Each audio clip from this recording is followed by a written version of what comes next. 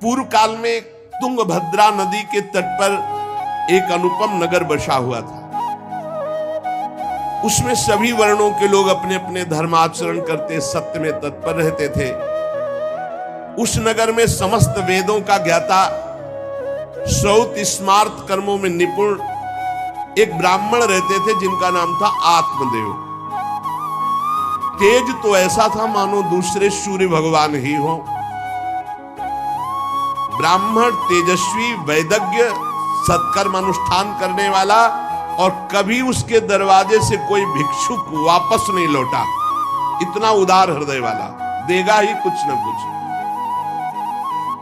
पर पूर्व प्रारब्ध के अनुसार उनकी जो पत्नी थी उनका नाम था धुंधुली। पति का नाम आत्मदेव और पत्नी का नाम धुंधुली था। सुंदरी थी, कुलीन थी, पर लड़ाकू स्वभाव था, अपनी बात पे अड़ जाना। अब वो बड़े ज्ञानी थे, वेदज्ञ, वेद के ज्ञाता, इसलिए वो शांत रहते थे। लड़ाई घर में नहीं होती, वो लड़ने वाली ही बात करती थी, पर वो शांत रहते थे। जब घर में नहीं होती तो पड़ोसी से जाके भिड़ना, जरा जरा से कारण में। क्रूर स्वभाव, बकवादी स्वभाव, गृह कार्य में निपुण लेकिन कंजूस और झगड़ालू, प्रारब्ध है। भोग विलास की कमी नहीं थी, खूब संपत्ति थी, घर बढ़िया सुंदर, परंतु सुख नहीं था। क्योंकि जब आत्मदेव घर में आते तो बस उपद्रव, लड़ाई झगड़ा, सब बड़ा नरक समझो। जिसकी घर में अशांति हो, झगड़ा होता, बड़ा नरक है। चैन से नमक रोटी खाए, प्यार से जीवे तो गृहस्थी धन्य। और खूब बढ़िया सब व्यवस्थाएं हैं, पर कलह, अशांति, मन नहीं मिल रहा एक दूसरे, ये बहुत धीरे धीरे अवस्था डल गई। कोई संतान ही नहीं हुई। बड़े बड़े पुण्य कर्म किए, खूब दान पुण्य किया, लेकिन संतान नहीं हुई। अब वो ब्राह्मण बड़े चिंतातुर हुए आत्मदेव की, जिसके संतान न हो तो फिर उसको पिंडदान कौन करेगा। गृहस्थी में विचार होता, कुल परंपरागत चलाने वाला तो कोई होना चाहिए। अब वो बड़े चिंतातुर हुए, हर उपाय करके हार गए थे। तो एक दिन उनके मन में आया कि एकांत जंगल में चलते हैं और अपने प्राणों को त्याग देते हैं। क्योंकि घर में जाओ तो कलह है, न कोई संतान है। अब क्या सब कुछ करके देख लिया, बुढ़ापा आ रहा है, पुत्र तो हुआ नहीं, तो कम से कम पुत्र होता तो कुल परंपरा चलाने। अब क्या, वो ऐसी भावना में थे कि जीवन व्यर्थ है, जंगल को चल दिए। उधर एक सरोवर में प्यास बुझाने के लिए एक महान संत आ रहे थे। जब कोई धर्मात्मा पुरुष दुखी होता है तो भगवान अव्यक्त रूप से संतों से मिला देते हैं। वो सन्यासी महात्मा थे। ब्राह्मण देखा कि वो जब जल पी चुके तो जाके साष्टांग दंडवत किया, शास्त्रों का ज्ञान था, हाथ जोड़कर खड़े हो गए। तो कथम रोदसी विप्रत्वम काते चिंता बलियसी वदत्वम सब्बत सत्वरम मह्यम स्वस्य दुखस्य कारणम। ये लंबी लंबी सांसें खींच रहे हो, उदास खड़े हो, दुखी दिखाई दे रहे हो। देखने से तो लगता है कि तुम ब्राह्मण हो, क्योंकि तेजस्वी हो। क्या चिंता है तुम्हारी जो तुम जल्दी जल्दी श्वासें खींच रहे हो लंबी और दुख प्रकट कर रहे हो। ब्राह्मण ने कहा, महाराज आखिरी उपाय आप है। वैसे तो मैं बताऊं, अपने जीवन से निराश हो चुका हूं। आपको देखा तो आशा बन गई। पूर्व जन्म का कौन सा प्रारब्ध मुझे पता नहीं, पर संतान योग नहीं। अब मेरे पितर गरम गरम आंसू चिंता जनित छोड़ रहे हैं, क्योंकि पिंडदान करने वाला हमारे कुल में कोई नहीं रहा, संतानें नहीं उत्पन्न हुई। बहुत दुखी हो गया हूं। सही बताऊं, मैं आम प्राण त्यागने आया हूं जंगल में। मेरा मन मुझे धिक्कारता है कि तुम्हारा सब कुछ बेकार जब संतान नहीं। और यहां तक कि मैं जिस गाय को पालता हूं वो भी बछड़ा नहीं देती। वो भी बांझ हो जाती है। यहां तक कि जो पेड़ लगाता हूं उसमें भी फूल फल नहीं आते। कितना मैं दुर्भागी हूं, बड़ा भागा हूं। अब मैं अपने प्राण त्यागने आया हूं। फूट फूट कर रोने लगे। संत का हृदय बड़ा करुणामय होता है। संत चाहे तो नवीन प्रारब्ध तत्काल रच सकते हैं, क्योंकि भगवान के भजन में अपार सामर्थ्य है। उन्होंने अपनी दिव्य दृष्टि से देखा होगा, आत्मदेव ब्राह्मण, पुत्र का मोह तो छोड़ दो, आप विवेक का आश्रय लो, भजन करो। मैं तुम्हारी रेखा को देख रहा हूं, एक जन्म नहीं 7 जन्म तक कोई संतान है ही नहीं। तो देखो, संतान के पीछे मत पड़ो। राजा सगर, महाराज अंग, बड़े बड़े संतान में बहुत दुख भोगे हैं। अब तुम भजन करो, जंगल में निकल आए, भजन करो, संतान की आशा छोड़ो। ब्राह्मण ने कहा कि मुझे उपदेश नहीं, ये उपदेश नहीं, सब पढ़ाऊं, मुझे पुत्र चाहिए, पुत्र देव, नहीं मैं आपके सामने अभी प्राण त्यागता हूं, मुझे पुत्र चाहिए। ब्राह्मण का ऐसा आग्रह देख करके सन्यासी जी ने कहा कि देखो, विधाता के लेख को कोई मिटा नहीं सकता। चित्रकेतु का चरित्र पढ़ के देख लेना। दैव जिसके उद्योग को कुचल देता है वो सफल नहीं होता। तुम्हें पुत्र सुख नहीं है। उन्होंने कहा फिर हम कह रहे हैं बस अब पुत्र का आशीर्वाद दे ही दो, नहीं तो प्राण त्याग देंगे आपके सामने।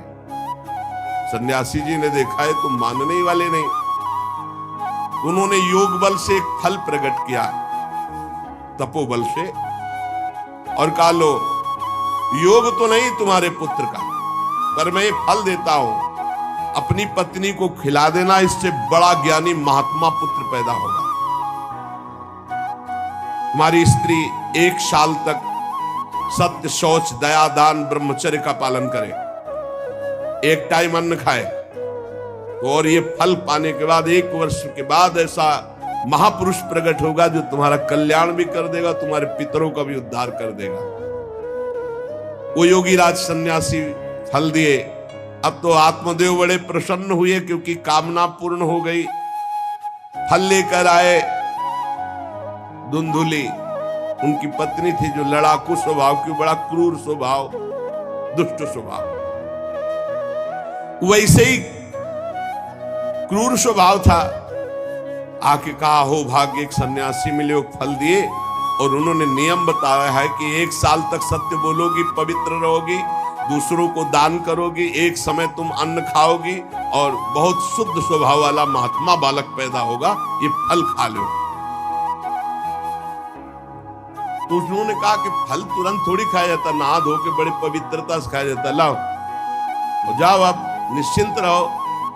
बोले अगर हमारे सामने पाल, तुम्हें विश्वास नहीं, वो डरते भी थे, घर के बाहर हो गए। अब वो कुटिल स्वभाव की थी, क्रूर स्वभाव की। उन्होंने अपनी बहन को बुलाया और रो रो के कहने लगी कि बहन मुझे बड़ी चिंता हो गई, समस्या आ गई। क्या? बोले पंडित जी जो ये फल लाए हैं, फल से गर्भ रह जाएगा। पहले तो नियम बता गए हैं कि 1 साल तक झूठ नहीं बोलना, पवित्र रहना है, और दूसरों को दान देना, एक समय अन्न खाना है। अब हम तो बड़ी भयभीत हैं कि जब पेट में गर्भ बढ़ेगा तो भोजन कम हो जाएगा, पेट बढ़ेगा तो भोजन कम हो जाएगा। ये तो मैंने कर नहीं सकती क्योंकि 3 बार तो हमको अच्छा भोजन चाहिए, पंडित जी का 1 बार खाना, ये तो हो नहीं सकता। अच्छा, गर्भ बढ़ा, पेट बढ़ा, खाया पिया जाएगा नहीं, बहुत परेशानी उसमें लगेगी। और कहीं दैववश से अगर डाकू आ गए तो भाग भी नहीं पाऊंगी। चलो डाकू ना आए, कहीं आग लग गई घर में, तब तो हम जल के मरी जाएंगे, क्योंकि गर्भ पेट में, ये तो हमसे नहीं। और फिर गर्भ निकलते समय सुना बहुत कष्ट होता है, ये सब हमसे नहीं होने वाला। देखो, एक क्रूर स्वभाव की नकारात्मक सोच। और कहीं प्रसव काल में गर्भ टेढ़ा हो गया तो हम तो मरी जाएंगे, ये तो हमसे नहीं होगा। और अगर गर्भ हमारा बड़ा होने लगा और घर में ननद आ गई, सब माल मता समेटती रहेगी, हम तो कुछ लड़ ही नहीं पाएंगे क्योंकि लड़ने लायक नहीं रहेंगी। ये सब विचार करके उसका ये सब हमसे नहीं होने वाला। उनकी बहन ने कहा सोच क्यों करती। ठीक इसी समय हमें अनुभव हुआ है 2-4 दिन में, इसी महीने में, कि हमारे पेट में है, तुम हमारे पति को धन दे देना और गर्भवती का नाटक करो, जब हमारे बच्चा होगा हम तुम्हारे यहाँ पहुंचा देंगे, हम अपने यहाँ शोरगुल कर देंगे, बच्चा मर गया, कौन देखने आता है, और पति को पैसा दे देना। ये तो बढ़िया बात रही, बढ़िया विधान बन गया, जैसे को तैसे मिले तो बढ़िया विधान बन गया। तू गर्भवती का नाटक कर आज से कि फल पा लिया और मैं गर्भवती हो गई, मैं अपने बालक को मरा घोषित कर दूंगी,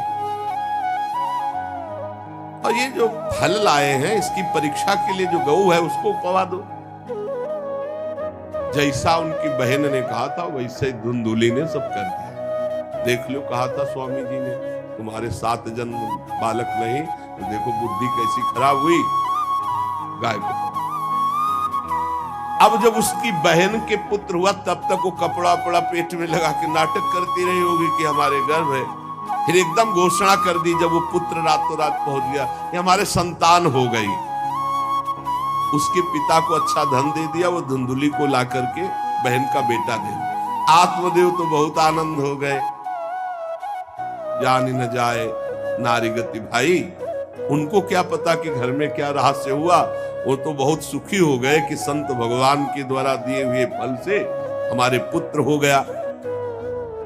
बड़ा आनंद, बड़ा उत्सव मनाया, बालक के जात कर्म संस्कार कराए, खूब दान पुण्य किया, मांगलिक कृत्य किए। धुंधुली ने अपने पति से कहा कि पता नहीं क्या कारण मेरे वक्षा स्थल में दूध तो है नहीं, और अभी नया बालक है, बिना मां के दूध के जीवित नहीं रहेगा, तो हमारी बहन के बालक हुआ था पधार गया है, उसको बुला ले क्या? अरे उन्होंने कहा बिल्कुल बुलाओ, हम और पैसे देंगे, स्वागत करेंगे, हमारा बच्चा पुष्ट होना चाहिए। बहुत बुद्धि लगाते हैं क्रूर स्वभाव के लोग, कैसा एकदम फिट कर लिया विधान। अब उसको बुला लिया बालक का पालन पोषण करने के लिए पैसे के लिए, और वो असली मां तो वही है ही है। पुत्र की रक्षा के लिए जो जो कहा आत्मदेव ने वो सब स्वीकार कर लिया। 3 महीने इस बालक के व्यतीत होने के बाद, उन्होंने कहा था 1 साल बाद होगा, 3 महीने व्यतीत होने के बाद गौ के बच्चा हुआ मनुष्याकार, केवल कान गौ के, पूरा मनुष्याकार, सर्वांग सुंदर, दिव्य तेजों में स्वर्ण की सी कांति, क्योंकि वो योगी के तप का। ब्राह्मण देवता नाच पड़े कि भगवान जब दिए तो कितना आनंद, घर में भी बच्चा और गौ के भी बच्चा ही हुआ। खूब संस्कार करके मंगलदान, बड़े प्रसन्न है। सब लोग कहते हैं आत्मदेव का देखो कैसा भाग्य बदला कि घर में भी पुत्र हुआ, गौ के भी पुत्र हुआ, बछड़ा नहीं, केवल कान भर। कैसे आश्चर्य की बात, दिव्य बालक उत्पन्न हुआ। पर इस गुप्त रहस्य का किसी को पता नहीं। आत्मदेव ने देखा कि बालक पूरा मनुष्याकार, केवल कान, गाय के तो नाम रखा गोकर्ण। और धुंधुली ने किसी शास्त्रीय पद्धति से नहीं, अपनी पद्धति से, हमारा नाम धुंधुली तो हमारे लड़के का नाम होगा धुंधकारी, उसका नाम रखा धुंधकारी। कुछ काल व्यतीत हुआ, दोनों जवान होने लगे। गोकर्ण में पूर्ण वैदिक सिद्धांत, धर्म पूर्वक, बड़े ज्ञानी महात्मा, और धुंधकारी पूर्ण दुष्ट। शौचाचार का तो नाम भी नहीं था पवित्रता का धुंधकारी में। खान पान पशुओं वाला, क्रोध नाक में चढ़ा, गंदी वस्तुओं से प्यार करने वाला, बहुत ही गंदा स्वभाव, चोरी बचपन से, द्वेष, पीट देना, लड़ाई करना, ये उसका चलते स्वभाव। दूसरों के खेती में आग लगा देना, घरों में आग लगा देना, गौशाला में आग लगा देना। जैसे किसी का बालक खेल रहा है, आसपास देखा कोई, उठाया कुएं में फेंक दिया। बड़ा दुष्ट स्वभाव। और बड़ा हुआ हिंसक स्वभाव, अस्त्र शस्त्र धारण करके। जैसे कोई अंधा जा रहा है तो कहता आओ बाबा तुम्हें रास्ता बता दो, कुएं में जाके ढकेल देता है। बहुत ही गंदा स्वभाव, दुष्ट स्वभाव। अब वो शिकार करने लगा पशुओं का और मांस खाने लगा। जहां आत्मदेव कितनी पवित्रता से, वहां दुष्ट कितना। अब धीरे धीरे व्यभिचार करने लगा, वैश्याओं से संपर्क रखने लगा। संपत्ति थी ही, सारी संपत्ति वैश्याओं को। एक दिन पिता ने कहा आत्मदेव ने कि तुम्हारे आचरण इतने आसुरी प्रभाव के, हमें लगता है कि तुम हमारा सर्वनाश करने के लिए प्रकट, ये क्यों करते हो? तो खूब गिरा गिरा के मारा आत्मदेव को। सन्यासी की बात अब याद आई कि तुम्हारे भाग्य में पुत्र सुख नहीं है। खूब मारा आत्मदेव को। जब इतनी जोर से मार रहा था तो थोड़ी तो दया आई कि पति है, बचा ले। तो धुंधुली गई तो फिर धुंधुली की दम जम के पिटाई की। अब वो तो राक्षसी स्वभाव। और घर के जितने जेवर बर्तन सब उठा के बेच दिए, वैश्यागामी। अब जब सारी संपत्ति स्वाहा, खाने को भी नहीं, तो धुंधुली बैठ के रोती। रोना इससे तो अच्छा कि मैं बांझ रह जाती। दुष्टता की ना, पति ने जब तुम्हें एक दिव्य फल दिया था, खाना चाहिए था। मैं कहां जाऊं, कौन मेरा सहयोग करे? बड़ी विपत्ति, बड़ा दुख, न खाने को न पीने को। अतरे दिन पिटाई करता धुंधकारी, आत्मदेव की भी और धुंधुली की भी। पिता बैठ के रो रहे थे। मैं सन्यासी की बात मान जाता तो गोकर्ण जी आए और उन्होंने कहा पिताजी, आप जैसे विद्वान पुरुष को ऐसा शोक करना उचित नहीं। तुम शास्त्र के ज्ञाता हो, तुम्हें चाहिए कि संसार की असारता का तो थोड़ा विचार करना हो। ये दुख रूपी मोह में फंसकर आप एक अज्ञानी पुरुष की तरह रो रहे हो, पिट रहे हो। पिताजी, क्या शास्त्रों में नहीं पढ़ा पुत्र किसका, धन किसका, पत्नी किसकी, शरीर किसका? ये मोह के कारण अज्ञानी जन रात दिन दीपक की तरह जल रहे। पिताजी, ना सुख इंद्र को है, ना चक्रवर्ती राजा को है। सुख है तो एकांत में भगवान का भजन करने वाले को। ये देखो गोकर्ण, ये मुंचा ज्ञानम प्रजा रूपम मोह तो नरके गति। ये नरक जाने वाली बात, पुत्र के मोह में फंस करके आप छोड़ो इसे। आपका शरीर नष्ट हो जाएगा। इसलिए मेरी प्रार्थना मानो, आज से निकलो घर से और वन में जाओ, भगवान का चिंतन करते हुए जीवन व्यतीत करो। गोकर्ण जी के वचन सुनकर आत्मदेव वन में जाने के लिए तैयार हो गए। उनका बेटा, आज तक तो कभी वन में तपस्या भजन किया नहीं, बड़ा शरीर से राग है, क्या करूं, कैसे भगवत प्राप्ति करूं? तो देहे स्थिमान रुधिरे भिमतिम त्यजत्वम जाया सुतादिषु सदा ममतां विमुंच पश्यानिशं जगदिदं क्षणभंगनिष्ठं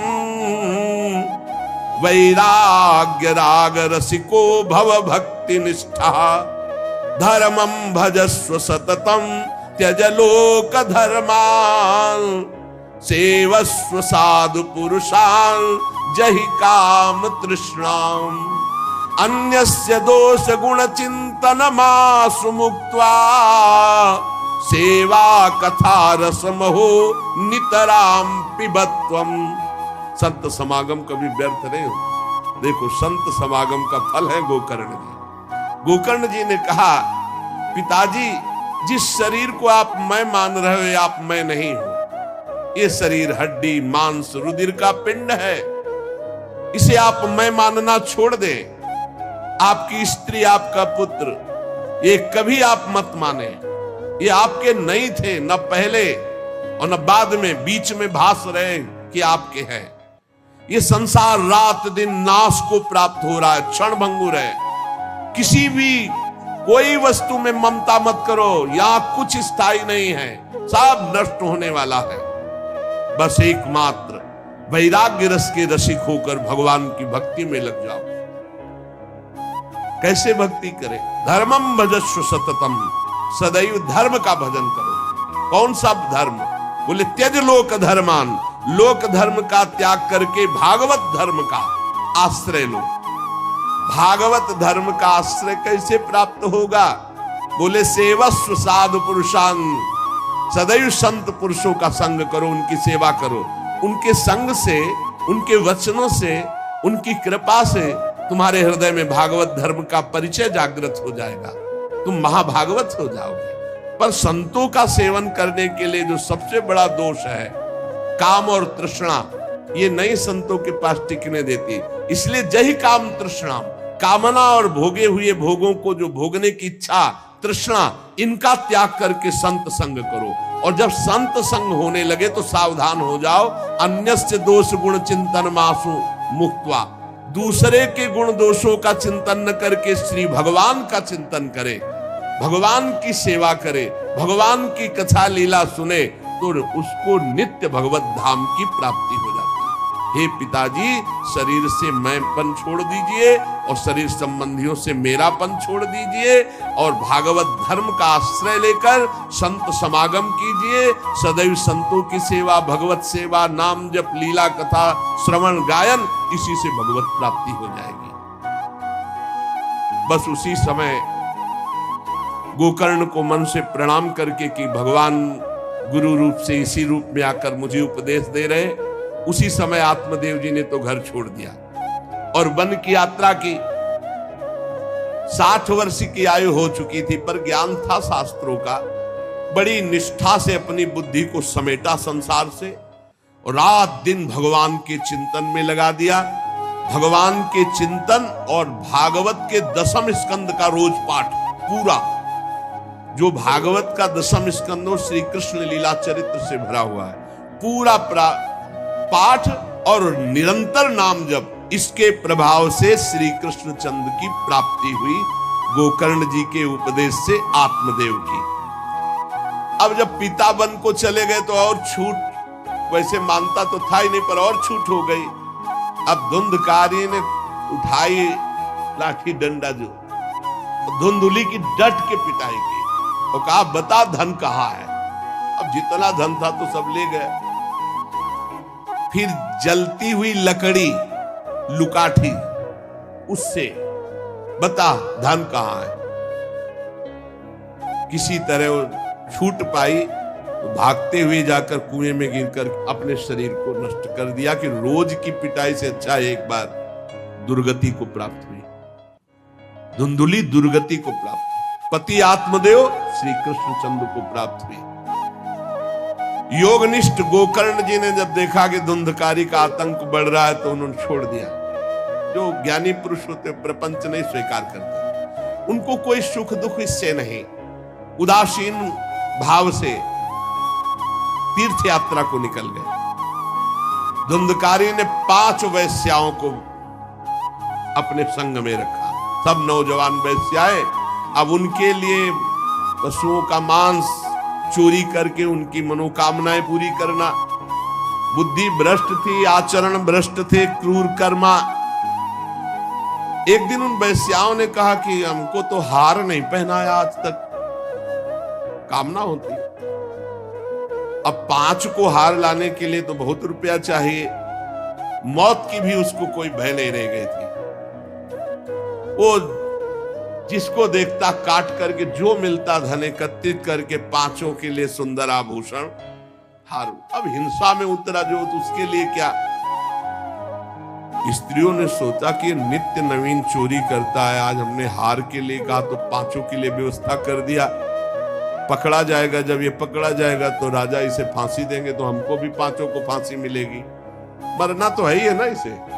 5 ने विचार किया, मरना तो है ही, राजा फांसी देगा तो हम ही फांसी दे देती, तो कम से कम हम तो बच जाएंगी। बुरे कर्म का बुरा ही परिणाम होता है, कुछ भी कोई कर ले। धुंधुली कुएं में शरीर त्याग करके दुर्गति को प्राप्त हुई। ये जब जिन वैश्याओं के लिए प्राणों की बाजी लगा करके सब कुछ ला रहा, जानते उनका प्लान क्या बना? कि ये चोरी करता है, पकड़ा जाएगा, फांसी की सजा होगी, मारा ही जाएगा, और जब ये पकड़ा जाएगा तो हम भी पकड़ी जाएंगी, तो फांसी की सजा इसको होगी, तो वही हम दे देती हैं, तो हम तो बच जाएंगी, और सारा धन लेके रात्रि में निकल लेंगी पांचों ने गुप्त रूप से ऐसा संकल्प बना लिया। धुंधकारी सो रहा था, पांचों गए, अब 5 हैं, हाथ पैर 4 ही तो है, पैर 2 और 2 हाथ, 4 उसमें लग गए, और एक जो है रस्सी से पूरा चारपाई पे बांध दिया। और जब उसकी आंख खुली तो रस्सी गले में डाल करके फांसी लगा रही, पड़े पर वो बहुत पापी आदमी, जल्दी मरने वाला तो था नहीं, खूब गला दबाया। अब बड़ी चिंता हुई वैश्याओं को कि अगर मरेगा नहीं तो हमें काट डालेगा ये। तो रसोई से जो कोयला जला हुआ आग था उसके मुंह में बगार बगार के शमशी से, अरे पापी की बहुत दुर्गति होती, दहकते हुए अंगारे उसके मुंह में, और खूब कस के गला दबा, छटपटा कर पीट के मार डाला धुंधकारी को, और उसके शरीर को वहीं घर में एक गड्ढा बना के पांचों ने गाड़ दिया, और वो सारा माल मत्ता पैसा सब कुछ उनको पता था। स्त्रीणाम नैतु विश्वासम दुष्टानाम कारेत बुधा, विश्वासे यह स्थितो मूढ़ा स दुःखै परिभूयते। शास्त्र कहता है जो व्यभिचारिणी दुष्ट स्वभाव वाली, जो केवल अर्थ पर दृष्टि रख करके धर्म का त्याग करने वाली है, स्त्रीणाम नैतु विश्वासम दुष्टानाम कारेत बुधा, ऐसे दुष्ट आचरण, चाहे स्त्री चाहे पुरुष, ऐसे दुष्ट आचरण वाले को कभी विश्वास में नहीं, विश्वास पात्र नहीं बनाना चाहिए। और दूसरी बात करें, विश्वासे या स्थितो मूढ़ा सा दुखा परिभूयते, जो विश्वास करेगा अंत में मारा जाएगा, पर विश्वास पक्का हो जाएगा। क्यों? सुधामयम बचो, अमृतमय वचन, विश्वास होता है। सुधामयम बचो यासाम कामिनाम रसवर्धनम, हृदय में काम रसवर्धन, हृदयम क्षुरधाराभाम प्रियः को नाम योषिताम। बहुत सावधान, उन दुष्ट स्त्रियों ने बहुत तरह से मार मार करके धुंधकारी, मुंह में अंगारा, गले में रस्सी, मार डंडों से मार मार के मार डाला, बहुत बुरी तरह मारा धुंधकारी को। अब जब दिन में निकलना चाह तो लोग, आज धुंधकारी नहीं देखा, बोले प्रीतम किसी कार्य से बाहर गए और असर लगाकर पांचों माल मत्ता लेके भाग गए। बहुत सावधान। संहृत्य वित्तम तायाता कुलटा बहु भर्तिकाः, धुंधकारी बभूवात महान प्रेतः कुकर्मतः। जो कई पुरुषों से सहवास करती हैं या कई स्त्रियों से जो सहवास करता है, ऐसा अपवित्र हो जाता है कि उसके छूने मात्र से पुण्य नष्ट हो जाते हैं। ये तो उनके संग से ही रह रहा था, उसे वैश्या उसे ही कहते हैं। उन वैश्याओं के संग से सारे सुकृत नष्ट हो चुके थे, महान पाप का स्वरूप हो गया था, और वो सब भाग चुकी थी। तो धुंधकारी को भयंकर प्रेत योनि की प्राप्ति हुई, प्रेत योनि, भयंकर प्रेत योनि। अब वो बवंडर रूप, जो चक्रवात जैसे बवंडर देखते हो ना, वो रूप धारण करके 10 दिशाओं में भटकता, और प्रेत को स्वयं से पानी पीने के लिए कोई सुविधा नहीं। ऐसा नहीं नदी के किनारे रह रहा तो पानी पी लेगा, वो किसी को पकड़ेगा तब उसके द्वारा जो उसको पानी पिलाया जाएगा वो उसको मिलेगा। ऐसे पानी नहीं पी सकता, ना कुछ खा सकता है, ना कहीं विश्राम कर सकता है। वो बस हा दई चिल्लाता हुआ, रोता हुआ भटकता है। प्रेत योनि बड़ी भयानक होती है। जब तीर्थ यात्रा करके गोकर्ण जी लौटे तो सुना कि धुंधकारी का लापता, मार डाला गया। तब उन्होंने फिर गया गए और वहां पिंडदान किया धुंधकारी के लिए भी। बड़े महात्मा थे गोकर्ण। श्राद्ध किया और काफी तीर्थों में मंत्रानुष्ठान किया कि इसका कल्याण हो जाए। ये सब करके लौट आए अपने पिता आत्मदेव के घर में। रात्रि में कोई देख ना पावे इसलिए सीधे अपने घर में गए और शयन किया। और वहीं गड़ा था धुंधकारी, प्रेत आत्मा बन के वो मड़रा रहा था। वही प्रेत आत्मा ऐसे को नहीं छूती जो भगवान का भजन करते। देखो, अब जे धुंधकारी ने देखा कि गोकर्ण आए हैं तो उसको तसल्ली हुई कि महात्मा हमारा कल्याण कर देगा। वो प्रकट हुआ, भेड़ा बना।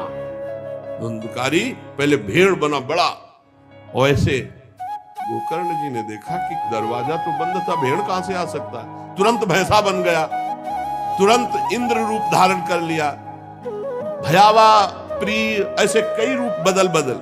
तब उन्होंने कहा ये विपरीत अवस्था, इसका मतलब ये प्रेत है। क्योंकि ऐसी विपरीत निंदनीय और बंदनीय दोनों रूप धारण कर रहा है, दुर्गति को प्राप्त हुआ प्रेत आत्मा है। वो डरने वाले तो थे नहीं, ज्ञानी महात्मा थे। गोकर्ण ने कहा, कस्तो मुग्र तरो रात्रौ कुतो यातो दशामिमाम किंवा प्रेता पिशाचो वा राक्षसो शीत संसना। कौन है तू? प्रेत है, पिशाच है, राक्षस है, क्या है ये? क्या नाटक कर रहा है? कभी भेड़ बनता, कभी भैंसा बनता, कभी इंद्र बनता, कभी ये रूप। कौन है तू? ये अधोगति को प्राप्त कैसे हुआ तू? गोकर्ण जी डरे नहीं।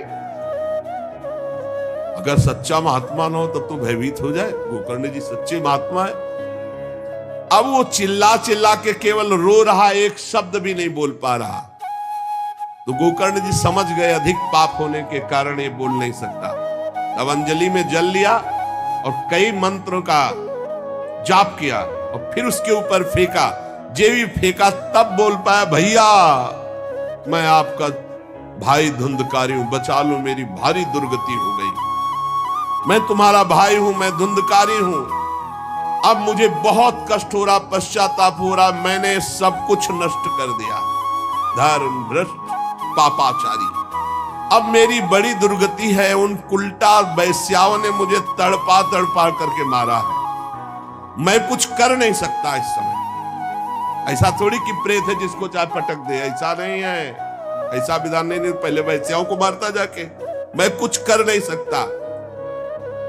प्रेत योनि में पड़कर दुर्दशा भोग रहा हूं। अब दैववश केवल वायु से जीवित हूं, बहुत प्यासा हूं, भूखा हूं, पर नहीं खा सकता, नहीं पी सकता। आप दया समुद्र भैया मेरा उद्धार करो। गोकर्ण ने कहा कि तुम्हारा उद्धार तो हो जाना चाहिए। तुम्हारे लिए तो मैं गया में गया, वहां श्राद्ध दिया, तीर्थों में भी अनुष्ठान किया, फिर तुम्हारा प्रेतियों से उद्धार कैसे नहीं हुआ? तो उनका भैया एक दो बार गया श्राद्ध से मेरा कुछ नहीं होने वाला, बहुत पापी हूं, बहुत बड़े बड़े पाप किए हैं। कोई दूसरा उपाय सोचो, छोटे मोटे पिंडदान से, दान पुण्य से मेरा उद्धार होने वाला नहीं, बहुत स्टॉक है हमारे पाप का। तुमको हम बताएं, सैकड़ों बार गया श्राद्ध करो तो भी मेरा कल्याण नहीं हो सकता, ऐसा मैं पापी हूं। कोई दूसरा उपाय सोचो। गोकर्ण जी ने कहा, सैकड़ों गया श्राद्ध से तुम्हारी मुक्ति नहीं हो सकती, तो तुम्हारी मुक्ति असंभव है। कहा भैया मैं तुम्हारे चरणों में पड़ा हूं, मुझे मेरा उद्धार करो। तो कहा ठीक है, तुम अभी इस घर से निकलो, कहीं और रहो, हम जब तुम्हें बुलाएं तब आ जाना। जाओ, हटाओ, हमारे इस घर से हटो। हटा दिया उनको। गोकर्ण जी की आज्ञा पाकर धुंधकारी बाहर भटक रहा है। रात भर विचार किया कि इसका कल्याण कैसे होगा, जब सैकड़ों गया श्राद्ध से कह रहा उद्धार नहीं होगा। अब जब प्रातः काल हुआ, दरवाजा खुला तो बहुत से विज्ञजन आकर के गोकर्ण जी से मिले। गोकर्ण ने सबसे सलाह की कि क्या हो सकता है, ऐसे ऐसे स्त्रियों ने उनको मारा और वो प्रेत योनि को प्राप्त हुए। जो लोग विद्वान थे, योगनिष्ठ थे, वेदज्ञ थे, उन्होंने कई शास्त्र पाठ आदि की बातें बताई, सबने, पर सही उत्तर नहीं मिला। गोकर्ण जी महान तपस्वी थे। गोकर्ण जी ने प्रातः काल स्नान करके अर्घ दे रहे थे, बोले औरों से क्या पूछना, सीधे सूर्य भगवान से पूछा। मंत्र का उच्चारण करते हुए सूर्य भगवान को स्थगित कर दिया, रोक दिया। बहुत बड़ी मंत्रों में तथा सर्वै सूर्य वाक्यम तन्मुक्तो स्थापितम परम गोकर्णा स्तंभनम चक्रे सूर्य वेगस्य वै, तथा सूर्य की गति को रोक दिया। और तुभ्यम नमो जगत साक्षिन ब्रूहि में मुक्ति हेतुकम। अब हम किससे पूछे, आप ही बताओ। हे जगत साक्षी भगवान सूर्य, धुंधकारी का उद्धार कैसे हो सकता है? आप कृपा करके बताइए कि धुंधकारी की मुक्ति कैसे हो सकती। गोकर्ण की प्रार्थना सुनकर भगवान सूर्यदेव ने कहा, श्रीमद् भागवत महापुराण नियम पूर्वक सुनाओ, निश्चित उसकी मुक्ति हो जाएगी। सप्ताह पारायण 7 दिन में पूरी भागवत श्लोक सहित। सूर्य भगवान की आज्ञा सबने सुनी, गोकर्ण जी ने भी सुनी। बहुत सरल उपाय। गोकर्ण जी ने निश्चय किया, मैं स्वयं सुनाऊंगा और उसका उद्धार करूंगा। अब तो कथा का समय निश्चित किया। बहुत से लोग कथा सुनने के लिए वहां पहुंचे। जब सुना कि भगवान की कथा सब पापों का नाश कर देती है, तो बहुत से लोग, पापी पुण्यात्मा जो भी, सबको बैठने की उचित व्यवस्था की गई। एक 7 गांठ का बांस जो सीधा था, आवाहन किया धुंधकारी का और कहा, इस पे बैठ जा, तू भी कथा सुन। तो सीधे 7 गांठ के बांस पर धुंधकारी जाकर के बैठ गया, छिद्र में, वायु रूप हो गया। क्योंकि बाहर कहीं स्थित नहीं रह सकता, चलायमान तो बैठना है। गोकर्ण जी ने एक वैष्णव को मुख्य श्रोता बनाया और प्रथम स्कंद से स्पष्ट स्वर में कथा सुनानी प्रारंभ की, श्लोक और अर्थ। सायंकाल को विश्राम दिया तो एक बड़ी विचित्र बात हुई। सभासदों के देखते देखते एक बांस में तड़ तड़ की आवाज हुई, एक गांठ फट गई। दूसरे दिन कथा हुई, दूसरी गांठ, तीसरे दिन तीसरी गांठ। 7 दिनों में 7 गांठें फाड़ करके धुंधकारी परम पवित्र दिव्य रूप, भगवत पार्षद रूप धारण करके प्रकट हो गया। धुंधकारी का श्याम वर्ण पीतांबर धारण के, तुलसी की माला, सिर पर मनोहर मुकुट, कानों में कमनी कुंडल, सामने आकर गोकर्ण को प्रणाम किया और कहा, भाई अब मैं भगवत पार्षद बन गया, प्रेत योनि से मुक्त। 7 दिन में भयंकर पापात्मा धुंधकारी श्री भगवान की चर्चा सुनने के कारण भगवत स्वरूप हो गया। ओहो, कितना प्रेत पीड़ा मैं सह रहा था, एकमात्र श्री कृष्णचंद्र जी की लीला कथा सुनने मात्र से मैं भगवत स्वरूप हो गया हूं। भैया, मैं कैसे आपका उपकार, मैं निंदनीय से निंदनीय पाप कर्म करने वाला कैसा उज्जवल स्वरूप प्राप्त कर लिया। भला मोह पूर्वक लालन पालन करने वाले शरीर को जो हष्ट पुष्ट करते हैं, उन्होंने भगवान का नाम जप नहीं किया, चर्चा नहीं सुनी, तो जीवन किस काम का? इसके पोषण के लिए पाप कर्म कर रहे हो और वृद्धावस्था आने वाली परिणाम में दुख, रोगों का दुख, भोगों की कामना का दुख, क्या क्या दुख, इसकी क्या गति होगी? गाड़ दिया जाएगा या जला दिया जाएगा। ऐसे मनुष्य शरीर को प्राप्त करके भगवत प्राप्ति नहीं की तो जीवन व्यर्थ चला गया। अरे जो अन्न प्रातः काल पकाया जाता है, दूसरे दिन सड़ जाता है, उसी अन्न से इस शरीर का पोषण होता है, 6 घंटे में मल बना के निकाल देता है। ये शरीर कहीं अविनाशी है क्या? नाशवान शरीर है। जो लोग भगवान की कथा से वंचित है, भगवान का नाम जप नहीं करते, वो बुदबुदे जीवों में मच्छरों के समान जीवन उनका है। जन्मे मरे किस काम के? भला देखो, जिस बांस में मैं बैठा था तो बांस की गांठ फट गई, क्या भगवान की कथा सुनने पर चित्त की गांठ नहीं नष्ट हो जाएगी? जड़ चेतन की ग्रत। इसलिए धन्य है वो जो भगवान की कथा सुनने में अपना समय व्यतीत करते हैं। धुंधकारी ऐसी बातें कह रहा था, सबने देखा जय घोष करते हुए नमो नमः नमो नमः, और एक दिव्य विमान आया। भगवान वैकुंठ नाथ के पार्षद मंडलाकार तेजो में विमान, और सबके देखते देखते कहा धुंधकारी आओ, और वो दिव्य पार्षद रूप विमान पे चढ़ा। जब विमान पे चढ़ के जाने लगा तो गोकर्ण जी ने रोक दिया, रुको, ये क्या? कथा तो शास्त्रों लोगों ने सुनी, तो आपको शास्त्रों विमान लाना चाहिए और सबको बैठाल कर ले जाना चाहिए, क्योंकि हमारे सुनाने में कोई भेद नहीं था और ये सुन भी सब ध्यान से रहे थे। तो भगवत पार्षदों ने कहा आपके सुनाने में कोई भेद नहीं था, पर सुनने में भेद हो गया है, श्रवण भेद हो गया। ये उपवास करके बिना कुछ खाए पिए रात दिन कथा का ही चिंतन करता रहा, मनन करता रहा, इसके कारण इनको भगवत पार्षद रूप मिला जा रहे। और ये कथा सुना भर है, मनन नहीं किया, मनन विषयों का हुआ, इसलिए विमान पे नहीं। ये निराहार रहकर 7 दिन में चर्चा सुनता और रात भर उसी का चिंतन करता, उसके प्रभाव से परम पद का अधिकारी हुआ।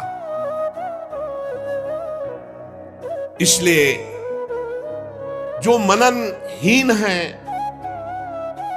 जिनको गुरुवचनों पर विश्वास नहीं है, जो कथा में चित्त की एकाग्रता नहीं है, वो फल भेद हो गया। वो भगवान के दिव्य धाम में एक बार में नहीं जा सकते। गोकर्ण जी आपको तो लेने के लिए स्वयं गोलोक बिहारी आएंगे, यूं कह करके विमान अंतर्ध्यान हो, अर्थात चले गए। गोकर्ण जी ने समस्त श्रोताओं से कहा बिना तुम्हें विमान में बैठा ले मुझे चैन नहीं। सावन के महीना में हम फिर अनुष्ठान करेंगे, सब लोग कथा सुनो और सच्चे नियम से रहो, उसका मनन करो।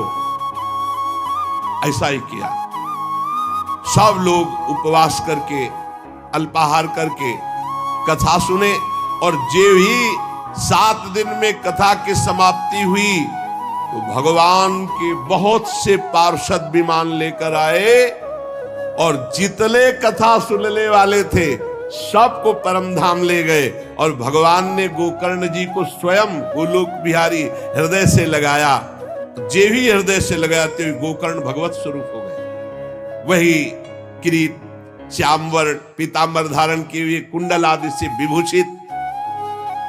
यहां तक कहते हैं कि उस कथा में सुनने में जो कुत्ते भी बैठे थे, वो भी गोकर्ण जी की दृष्टि पड़ने पर विमान पर बैठकर भगवत धाम को गए।